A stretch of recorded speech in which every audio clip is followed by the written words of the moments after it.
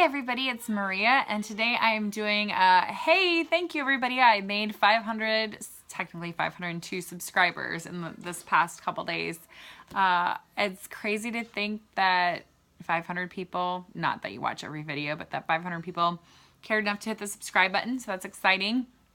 And I thought to celebrate, it would be really fun to do not only like my favorite things, memories that I have from being on Booktube over this past year, but also my top 10 recommendations for YouTubers that are under 500 subscribers that I think maybe you should check out too. So we'll go ahead and dive right in, and I will link them all below. So in no particular order, I literally just went down my subscription button feed to see which ones I really loved, and then check to see how many subscribers they had. So that was kind of a fun thing to do too. So I will tell you a little bit about each one as we go through. First up is Tales of Adventure. This is Summer's channel, and she has 110 subscribers. Now, I love her. She's so fun to watch. She always has random things that she throws in, but not what is kind of awkward for her probably, because she says it's awkward, but like one video that I just watched this past week, she like lifted up and showed people that her feet were shaped stranger than she thought they should be. And I don't know, she always has really fun recommendations for reading. She's very honest about how she feels about things. She reads a lot of classics. She also enjoys reading other literary types of fiction. I don't think she's really pigeonholed in a certain genre, but I always really have fun watching her videos. She's also kind of a theater nerd, so that's kind of fun when that kind of creeps into her videos. So yay, Summer, go check her out.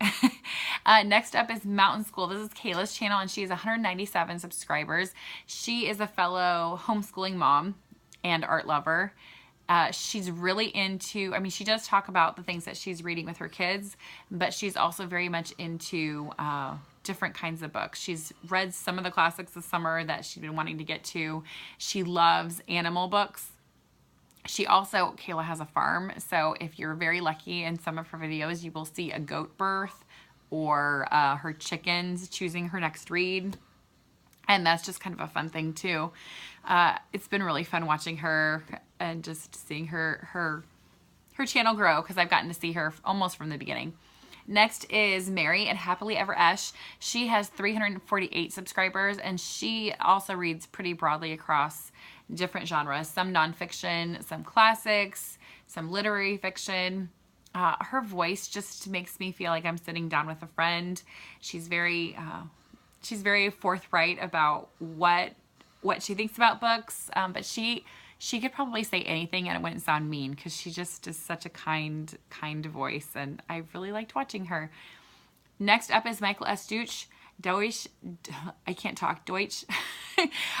He has 223 subscribers, and Michael has been probably, in my opinion, one of the most active booktubers as of late. I always check in, and he's got like several videos that he had just posted, and I just feel like a slacker. I don't really feel like a slacker. It's okay to do whatever you need to do. He's created several tags. He's very, one of his videos was things that he has a problem with Booktube and things that he likes about it and thinks it should change. He's very open to honest conversation. So if you disagree with him, he'll just kind of talk back and forth with you in the comments. He's very good about responding to people, much better than I am on comments lately. I've been so swamped, and he also has a really adorable dog that sometimes will show up in his videos as well. So it's been really fun watching him. I'm actually getting ready to do one of his original tags, the Booktube Newbie 2.0 tag, which he created. So I will be doing that this week as well as a kind of celebration thing. So he's got a great channel, Michael. Belinda's Book Nook. She has 255 subscribers, and she's another mom. So I'm always like, power to the moms on YouTube, because anybody who's parenting and doing a YouTube channel, you know that it's frustrating sometimes to try and hold chaos at bay so you can film. So that's been kind of fun watching her, and especially when she says like, oh, I had to refilm this because this happened, or whatever else. She reads pretty broadly across things. I've seen her recommend yoga books. I've seen her recommend books on racial reconciliation. I've seen her recommend all kinds of really great reads, several that I like. So if you like my channel, she's another good one to check out. Next is Bay Radley channel, and this is Michaela. She has 206 subscribers, and Michaela is another one that I can't ever have a straight face while I'm watching because she's so vibrant. She often talks about things that maybe some people wouldn't talk about on the internet, like sitting on the toilet and reading, and how she thinks it's her favorite place to read. She's just super fun. I've seen her do some really inventive videos. Like she did one video where she pitted the 3 Dark Queens against, I don't remember which queen, and talked about like which one she thought would win. I actually did not watch the whole video because I've not read those books yet and I didn't want to spoil it. But she's just really fun to watch, and she's a newer channel as well. And she's trying to do a much better job at frequently posting, or at least regularly posting. Next up is one of my dearest friends on Booktube, and is Valentina Garcia. She's over in Spain. She's from Venezuela. And she is another one who's very active on commenting on people's videos, being really encouraging. She actually will get a mention in one of my favorite Booktube memories from this past year. And again, she reads very widely across different things. She has lots of different interests, whether they're fiction or nonfiction. That doesn't seem to matter. She also is a great one to check out for poetry recommendations, which I'm not as good about. But yeah, she's just a sweet, sweet spirit, and I'm so excited that I got to meet her from being on here. Next up is Monica Wangata's channel, and it's 445 subscribers, so she's super close to 500, so go ahead and put her over the top. She's over in France, so I actually met her through Tina, and yeah, it's been fun. I've gotten to do buddy reads with her. I did the, oh my gosh, I can't remember the title of the book now, but I do know that she had some really, really great insights to Mighty Be Our Powers, yes.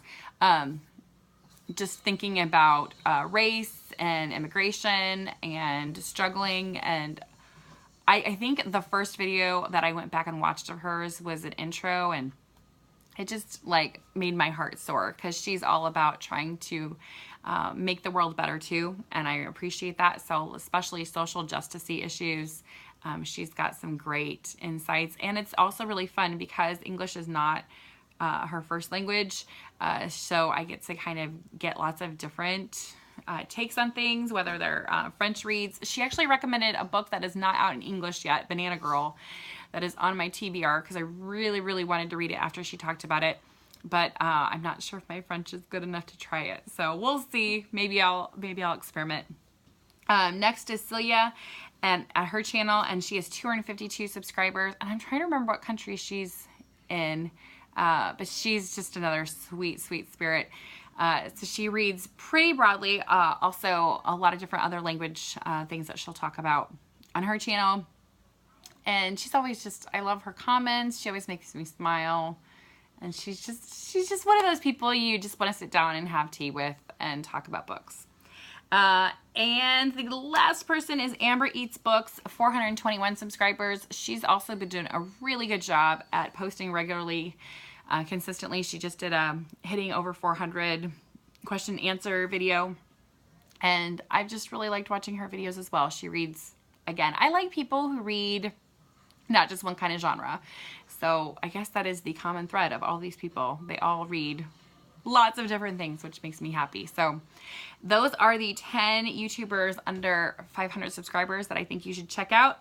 And now I'm going to mention a few of my favorite memories that YouTube or being on Booktube caused for this past year. I think I joined in August last year, so I'm hitting almost to a year. First up, every time I get a comment from you guys, whether I respond right away or within a week, it has been really uplifting to hear the encouragement. Some of them just make me feel really special, whether it's saying that you enjoy hearing my voice, then it relaxes you, or that you feel like you're talking with a friend when you're listening. That just makes my day. Being a mom of 3 young kids, sometimes this month has been really hard. Yeah, I was on the floor crying yesterday just because parenting's hard. It's worthwhile, but oh my gosh, sometimes it's hard. And it's really nice to feel like I have something where it's just me, and I appreciate that. Next up is just the funny thing. Okay, so last week, I guess it was last week, 2 weeks ago, when I was packing to get ready to counsel camp for the week, and it was a change of plans. I was not planning on counseling. I was going to direct, and I had to rearrange everything that was on my packing list, as well as pack up my kids. And I was giving myself a pep talk, because I give myself so many pep talks a day. I mean, I talk to myself nonstop, like, you can do this, you've got this, keep going, just get a little bit more. And I was in the room in here where I normally film, and I was saying it, and my eldest kid says, I hope you get 1 million subscribers, Mom, because I guess I give myself a pep talk before I do every video. And he just thought that I was filming because I was giving myself a pep talk. So that just makes me happy. Another thing that I thought was really funny, because I have some friends that I've met through BookTube, YouTube, my kids think that I know everybody on YouTube, which I don't, obviously. But I remember we were watching the Kentucky Derby, and we watch it with my in-laws, and all of us always make bets on whatever horse we think is going to win. And I picked one that apparently Seth Meyers had also picked. They show the celebrities, and I always watch Seth Meyers videos on YouTube. And so my kid says, I really think you should text him and tell him that you guys picked the same horse, because you guys are both on YouTube. And I'm like, I don't know everybody on YouTube, and he doesn't know who I am, but I appreciate that you think he does. Another thing that I really loved was falling head over heels for my girl crush on YouTube, Crystal Marsh. She and I have written several messages back and forth, just like saying how awesome each other are, and it makes me happy. And I remember reading all of them to my husband and be like, oh my gosh, and she likes this too, and she just put out the best video on Parks and Rec, and she just did the best thing on Van Gogh. And anyway, it's just fun meeting people like that on here. Not just Crystal, but that one just really stuck in my head as like one of my favorite, like, oh, I'm so giddy because I met somebody who likes the same stuff I do. Another thing was when Book Olive mentioned both me and Tina on her channel on YouTubers that she would recommend. And Tina, like, it was really weird because I woke up in the morning and I'd gotten like way more subscribers in a short period of time than would be normal. And I was like, something's up, something's weird. And I was trying to figure out what's going on. And then Tina Voxered to me, and she's like, oh my gosh, you have to check out a Book Olive's video she just posted. And we've been getting a bunch of subscribers, and she mentioned us. And we just floated on air for like the whole day. And it was so cool to have a friend that like called me out on it, because my normal friends don't, for the most part, watch and understand. So that was really a cool thing. And also just getting to do buddy reads and Voxer chats with Tina and with lots of other people. I've really enjoyed getting to know what other people think about things. Tina and I did a lot of crying over Grapes of Wrath.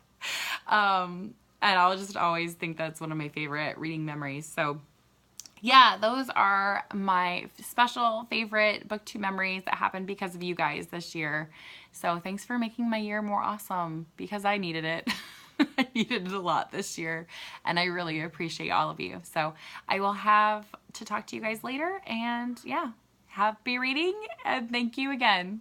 Bye.